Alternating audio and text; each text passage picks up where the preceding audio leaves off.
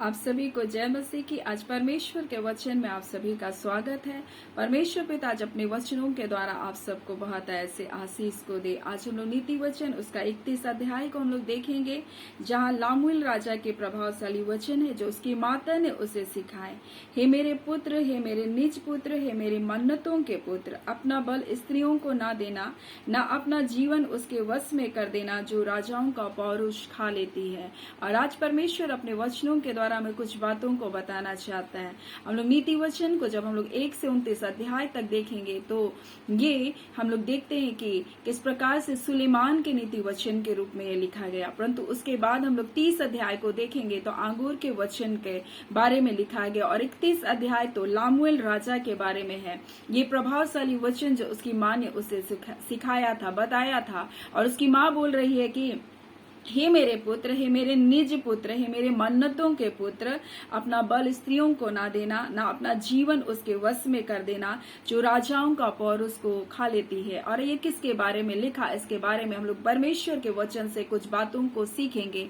और ये इसलिए नहीं लिखा गया कि हम लोग पुरुष अपनी स्त्रियों से, अपनी पत्नियों से प्रेम ना करे, परंतु ये उस स्त्री के बारे में लिखा है जिससे मनुष्य क्या करता है, अपने विवाह के उपरांत भी संबंध को बनाता है, अपने विवाह के उपरांत भी गलत संबंधों में अपने जीवन को जीता है, और ये उनके जीवन का विनाश का कारण होता है। इसलिए परमेश्वर का वचन कहता है वेश्यागमन के कारण मनुष्य टुकड़ों का भिखारी हो जाता है। और यहाँ पर एक माँ अपने बेटे को बता रही है, उन्हें सिखा रही है, बोली तू तो मेरे मन्नतों का पुत्र है, तू तो मेरा निज पुत्र है जिसको मैंने परमेश्वर से मांग करके पाया है बुरा। और उसको एक अच्छी सलाह को उसकी माँ अपने बेटे को दे रही है और बोल रही कि अपना बल को तू स्त्रियों को ना देना, ना अपना जीवन उसके वश में कर देना जो राजाओं के पौरुष को खा लेती है बुरा, यानी कि उनके जीवन का क्या करती है, विनाश करती है और उसको गर्त में डाल देती है। और इसलिए परमेश्वर का वचन कहता है, क्या ये हो सकता है कि कोई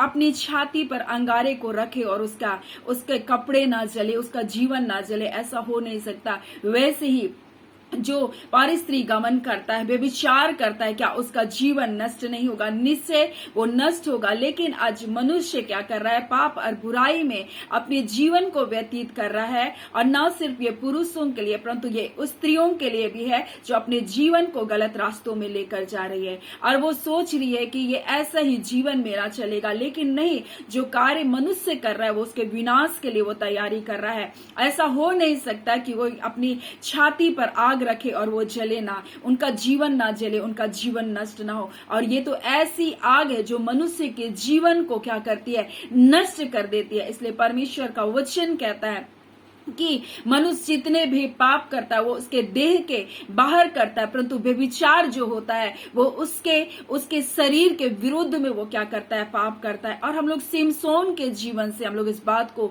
सीख सकते हैं कि परमेश्वर ने उसको अपना नाजीर, अपना पवित्र और अपना अभिषिक्त करके ठहराया। परमेश्वर ने उसको अपने लोगों के छुटकारे के लिए परमेश्वर ने उसको तैयार किया था और उससे कहा था कि तू अपने सिर के बाल इसका मत मुड़ाना, ये मेरे लिए नाजीर होगा बुरा, ये मेरी सेवा करेगा और मेरे लोगों को क्या करेगा, बंधुआई से छुड़ाएगा करके परमेश्वर ने उसको क्या किया, इस पृथ्वी पर लाया। उसकी माता बांझ थी, उसके पिता मनोज जो बांझ था, परमेश्वर ने उसको संतान की आशीष दिया और ये सिमसोन था। और परमेश्वर ने कहा था जब ये तुम्हारे गर्भ में आएगा तुम दाख मधु मत पीना, तुम क्या करना, कोई भी दाख का रस को मत पीना। ऐसा करके परमेश्वर ने उनको बहुत सारी बातों को बताया था, बोला था कि इसलिए अब सावधान रहना, ना तो तू दाख मधु या किसी भांति के मदिरा पी, ना कोई अशुद्ध वस्तु खाए, क्योंकि तू गर्भवती होगी और तेरे एक बेटा उत्पन्न होगा और उसके सिर पर छुरा ना फिरे, क्योंकि वो जन्म ही से परमेश्वर का नाजीर रहेगा और इजराइलियों को पलिस्ती के हाथ से छुड़ाने वाला बोलता है वही हाथ लगाएगा बुरा है। और परमेश्वर ने तो उसको छुटकारा देने वाला ठहराया। परंतु हम देखते हैं सिमसोन का जीवन कैसा रहा। सिमसोन का जीवन बार बार वेश्यावृत्ति में बार बार वो पाप में गिरने वाला जीवन था, और इस कारण वो अंत में एक ऐसी स्त्री के पास जाता है जो दलीला नाम की स्त्री रहती है, और बोलता है वो उससे प्रीति करने लगता है और उससे बार बार पूछती है कि तेरे ताकत का क्या रहस्य है, तेरे इस सामर्थ का क्या रहस्य है। परंतु वो 3 बार उससे झूठ बोलता है, परंतु वो उसको इतना दबाती है कि वो अपना भेद को उसके ऊपर खोल देता है और बोलता है कि नहीं, परमेश्वर बोलता है, वो अपना मन का लिखा है 17, तब उसने अपना मन का सारा भेद खोलकर उससे कहा, मेरे सिर पर छुरा कभी नहीं फिरा, क्योंकि मैं माँ के पेट से ही परमेश्वर का नाजिर हूँ। यदि मैं मुड़ा जाऊं तो मेरा बल इतना घट जाएगा कि मैं साधारण मनुष्य के समान हो जाऊंगा। और ऐसा ही हुआ, उसने जब अपना मन का भेद उसके सामने खोल दिया तो उस दिन उस स्त्री ने क्या किया, उसको अपनी गोद में सुलाया और बड़े प्रेम से उसके क्या किया, उनके लटों को, जो उसके लट थे उसको क्या करने लगी, बोलता है एक मनुष्य बुलाकर उसके सिर के साथ जो लट थे उसको क्या किया, मुड़वा डाला और उसको दबाने लगे, इतना दबाने लगी कि वो निर्बल हो गया। और उससे कहा, देख पलिस्ती तेरी घात में। और उठा और सोचा अब की बार मैं झटकूंगा और पहले के समान मैं पलिस्तियों को मार डालूंगा। लेकिन ऐसा हो नहीं पाया, क्योंकि वो नहीं जानता था कि परमेश्वर कब उसके पास से चला गया। और यही बात एक माँ अपने बेटे को बोल रही है, हे मेरे पुत्र लामुएल, हे मेरे मन्नतों के पुत्र, मेरे निज पुत्र, बोल रहा है अपना बल, तो बोल रहा है स्त्रियों को ना देना, ना अपना जीवन उसके वश में कर देना, जो राजाओं के परोस को खा जाती है, आपके अभिषेक को चुरा लेती है। और एक मनुष्य जब पापों में चला जाता है, उसका अभिषेक कब उसके पास से चला जाता है उसको पता नहीं चलता, और उसको लगता है कि मैं पहले के समान अभिषेक दूं, लेकिन ऐसा नहीं होता। और वो क्या होता है, उसके जीवन का वो अभिषेक उसके जीवन से चला जाता, उसकी दोनों आंखें फोड़ दी जाती है सिमसोन का, और वो दुर्बल हो जाता है। उसको अंधेरे में उस बंदीगृह में चक्की पीसने के लिए छोड़ दिया जाता है। और फिर बाद में बताया जाता है कि उसका सिर बढ़ने के बाल बढ़ने लगा, और फिर उसने परमेश्वर से दुहाई को दिया, और तब परमेश्वर ने उसको क्या क्या अपनी ताकत से भरा। परंतु इस समय वो अपने जीवन को भी खत्म कर देता है। वो पलिस्तियों को मारता तो है जितना उसने अपने जीवन काल में नहीं मारा, परंतु अंत में वो परमेश्वर उसको दोबारा अभिषेक देता है तो मारता है, लेकिन उसके साथ वो भी खत्म हो जाता है। आज परमेश्वर यही कहना चाहता है, आप अभिषेक तो हो सकते हैं, परमेश्वर के चुने हुए हो सकते हैं, परमेश्वर ने आपको अच्छे स्थान में रखा है, लेकिन एक माँ अपने बेटे को अच्छी सलाह को दे रही है कि मेरे पुत्र, तो अपना बल स्त्रियों को मत देना, बोल रहा है तो अपना जीवन उसके वश में मत कर देना, बोल रहा है जो राजाओं के परोस को खा देती। और कई बार मनुष्य इन पापों के कारण, इन गुनाहों के कारण अपने जीवन का अभिषेक और अपनी जिंदगी को खत्म कर रहा है, लेकिन परमेश्वर आज उनसे बातचीत करना चाह रहा है। एक माँ की तरह अपने बच्चों को एक अच्छी सलाह को दे रहा है, बोल रहा है मेरे बेटे, मेरे निज पुत्र, बोल रहा है मेरी संतान, मैंने तुझसे प्रेम रखा है, तो अपना जीवन को इन पापों में, इन बुराइयों में अपने जीवन को मत डाल, क्योंकि ये तेरे जीवन का क्या करा, अभिषेक को खत्म कर देगी, ये तेरी जिंदगी को खत्म करेगी। और एक दिन तू सोचेगा मैं सिमसोन की तरह ताकतवर था, और जब तू झटकेगा तब तुझे पता चलेगा कि मैं वहां नहीं हूँ, मैं तुझको छोड़कर क्या क्या हूँ, चला गया हूँ। क्योंकि हमारा परमेश्वर पवित्र है, वो आपके अपवित्र जीवन में नहीं रह सकता। और उसने कहा तुम्हारा देह मेरे पवित्र आत्मा का मंदिर है, बोलता मैं तुम में वास करता हूँ, मैं तुम में चला फिरा करता हूँ।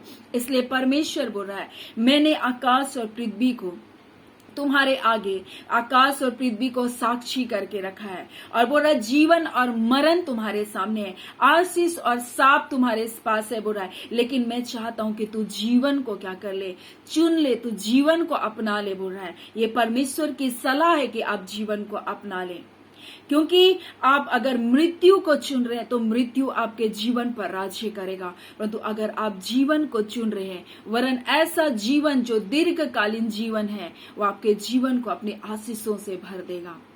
इसलिए परमेश्वर आज आपसे कह रहा है, एक माँ अपने बेटे को यह सलाह दे रही है, मेरे बेटे तो अपना बल स्त्रियों को ना देना, उन पाप, उन बुराई में, उन गंदे स्त्रियों के पीछे तू ना भागना जो तुम्हारे जीवन को क्या करेगी, खत्म करेगी। क्या ये हो सकता है कि कोई अपने छाती पर आग रखे और वो जले ना? वो निश्चय क्या, उसका जीवन क्या हो जाएगा, खत्म हो जाएगा।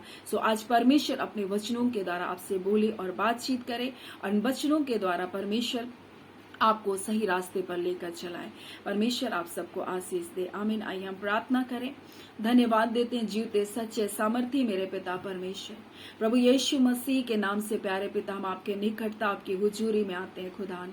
पिता परमेश्वर, अपने मनुष्य के सामने आशीष पिता परमेश्वर अश्राप, जीवन और मृत्यु दोनों रखा है, और आप चाहते हैं खुदावन कि मनुष्य जीवन को अपना ले। एक माँ की तरह प्रभु आप अपने बच्चों को एक अच्छी सलाह को दे रहे हैं परमेश्वर पिता। मेरे बेटे, मेरी बेटियां, मेरे संतान प्रभु, तुम आप कहते हैं खुदावन परमेश्वर कि तू अपना बल को प्रभु, हाँ पिता, किसी ऐसे लोगों के जीवन में मत दे देना प्रभु जो तुम्हें पाप के रास्तों पर लेकर जा रहा है, जो तुम्हें गुनाहों की दलदल में लेकर जा रहा है, जो तुमको गर्त में डुबा देगा, तुम्हारे जीवन का नाश कर देगा।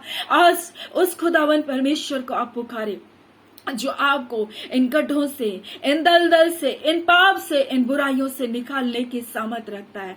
आज खुदावन यीशु के नाम से आपके बच्चे इन बुराइयों से, इन पाप के बंधनों से छूटे यीशु के नाम से, और निकल बाहर हो प्रभु इन दलदलों से यीशु के नाम से।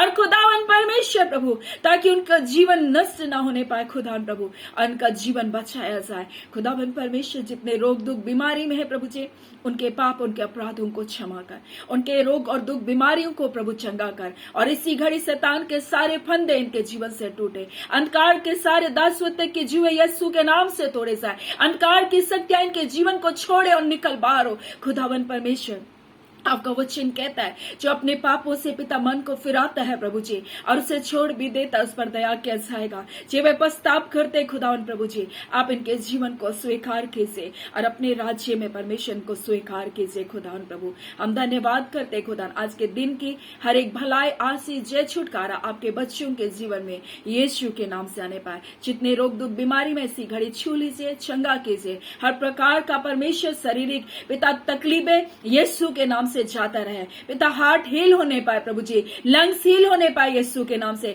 हर एक लकवे की बीमारी छोड़कर जाए यीशु के नाम से, हर एक प्रकार के पैरों की सूजन, हाथों की सूजन प्रभु, आंखों की सूजन यीशु के नाम से चली जाए निकल करके। हर प्रकार की बीमारी और ज्वार की आत्मा को हम डांटते यीशु के नाम से, शरीरों को छोड़े निकल बाहर हो। हर दुर्बल करने वाली आत्मा, कमजोर करने वाली आत्मा, हर प्रकार का डर लाने वाली आत्मा यीशु के नाम से आपके बच्चों को छोड़ करके जाए। इसी घड़ी तेरी चंगाई की सामत खुदा आपके बच्चों को छू रही है यीशु के नाम से। इसी घड़ी आपकी चंगाई की सामत बह रही है प्रभु जी, आप अपने लोगों को छूकर चंगा कर रहे प्रभु। आपका धन्यवाद करते, धन्यवाद देते खुदावन परमेश्वर। प्रार्थना हम यीशु के नाम से मांगते हैं, दया सुने, अनुग्रह से ग्रहण कर लीजिएगा।